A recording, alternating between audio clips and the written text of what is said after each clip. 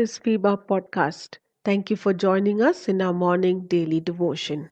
The light has dawned. The people living in darkness have seen a great light. On those living in the land of the shadow of death, a light has dawned. Matthew chapter 4 verse 16. After the temptation of Jesus, the Bible states that John the Baptist is arrested and in prison. John the Baptist, who prepared the way for the Messiah, has been put in prison. This is significant. Significant because it is the beginning of Jesus' ministry. In a way, the curtains fall on the ministry of John the Baptist, and the way is opening for Jesus to begin his ministry among the people. We read in Isaiah chapter 9, verses 1 and 2, the prophet Isaiah writes, "Nevertheless, there will be no more gloom for those who were in distress. In the past, he humbled the land of Zebulun and the land of Naphtali, but in the future, he will honor Galilee of the nations by the way of the sea beyond the Jordan." The people walking in darkness have seen a great light. On those living in the land of deep darkness, a light has dawned. Jesus is fulfilling what the prophet Isaiah prophesied about 700 years earlier. We read much about the prophecies foretold that are being fulfilled in Jesus in the Gospel of Matthew. Matthew accounts that Jesus left his hometown Nazareth where he grew and lived in Capernaum. Going back to history, Zebulun and Naphtali are two of the sons of Jacob, Israel. Many hundred years later, the Assyrians conquered the northern kingdom of Israel, and the first tribes to be dispersed and banished were Zebulun and Naphtali. God used the Assyrians to bring forth judgment to the rebellious people of Israel. Even after God speaking through his prophets to Israel to come back to him, they did not listen. We begin to understand the position of God's people now, hundreds of years later. Matthew shows what was the situation like. In this context, Jesus is now come to reveal his kingdom. We see that Jesus goes to the ones who are lost, who are thrust out, one who is in need of healing. Jesus not only comes to the lost, but also to the people who are under distress because of the judgment of God. He is come to the people who are living under condemnation and guilt. Jesus has come to give grace, just as it was written by the prophet Isaiah, to bring honor to his people.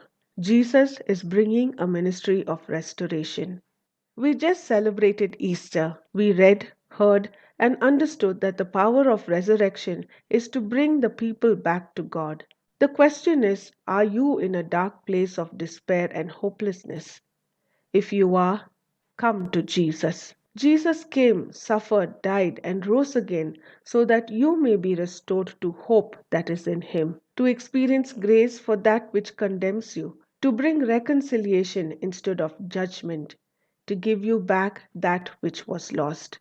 Yes, Jesus is the light that has come for the people of Israel, and now He is your light too.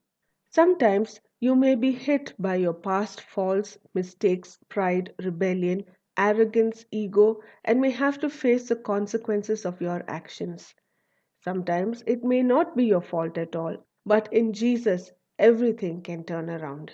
The most sweetest, beautiful truth is that in Jesus there is no condemnation, no judgment. From our part, we need to believe and yield to Jesus. I would like to read to you a story written by John Jones, The Light of Life, The Life is Light. This story emphasizes the importance of light and how light expels darkness and shows us the way in which we need to go.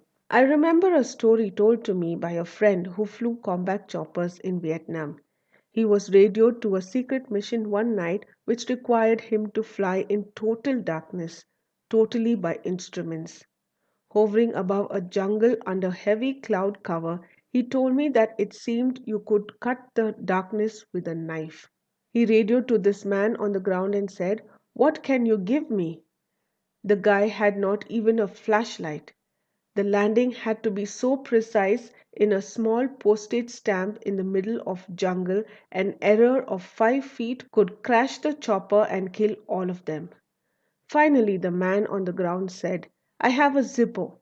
Zippos are classified as windproof lighters and are able to remain lighted in almost any wind situation. They were commonly used particularly in the Second World War. Coming back to the story, he said, "Light it and hold it up."